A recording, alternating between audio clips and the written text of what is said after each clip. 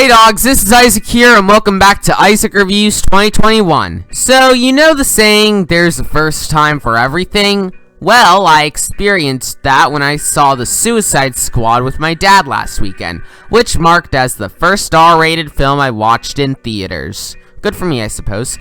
Anyways, with the 2016 Suicide Squad, get your pitchforks and torches ready, but honestly, I liked it. Now, granted, it's not perfect as the writing and pacing were pretty clunky, but thankfully, the cast, music, action, and character development made up for its flaws and helped it to become, in my mind, one of the better DCEU films despite how it garnered mostly negative reviews. Also, I wanted to bring up Birds of Prey since it's a spin-off of Suicide Squad, and once again, it was pretty good. To me, I enjoyed how it had a much more straightforward plot this time round. The performances were solid, especially Margot Robbie in the lead role. The action was fun, and the humor was enjoyable, although the screenplay was kinda weak, and there were some times where it could feel too focused on its comedy rather than the main story. But now, we're on to our third Suicide Squad film, this time under the lead of Guardians of the Galaxy director James Gunn, who stated in interviews that this is his favorite movie that he's worked on, and I was like, better than both Guardians of the Galaxy movies? Those are some pretty high standards, Mr. Gunn. But once I saw the trailers, I said, okay, maybe James is right about this being good, but we'll just have to wait until August to find out how it is. And here we are now, where Warner Brothers has released it, and since I mentioned I was able to see it, I can now give my review on it. So, anyways, now that I've seen the Suicide Squad, whoo boy was it something, and I'm here to explain why that is. So, let's get started. Now, in this movie, it follows a brand new Suicide Squad who are deployed by intelligence officer Amanda Waller in order to both end a communist regime in the fictional island nation of Corto Maltese and kill a giant alien named Starro in exchange for shorter prison sentences.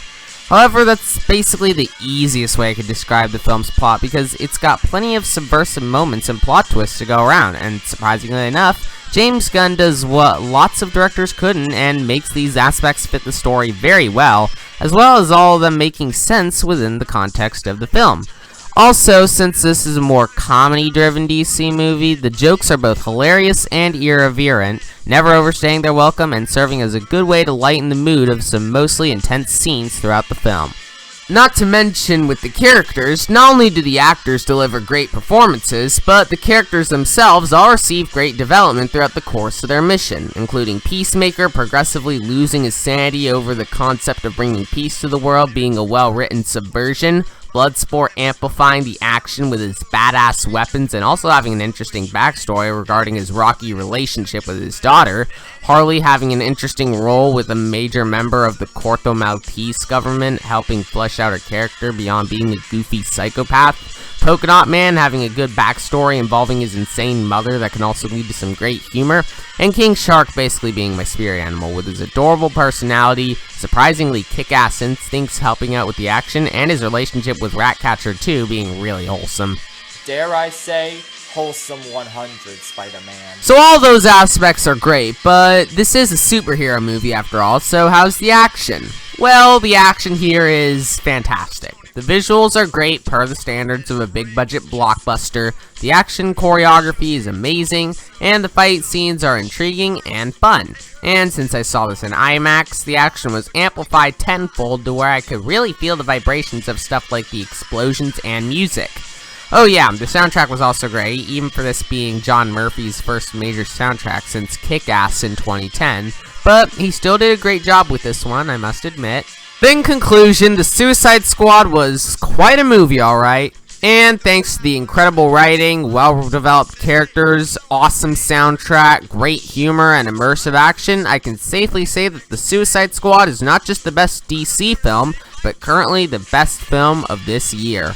I say currently because I have a feeling Dear Evan Hansen is going to take that title when it comes out, but we'll just have to wait and find out. But still, this is an absolute must-watch for anyone who's a fan of superhero movies, James Gunn, or fast-paced action.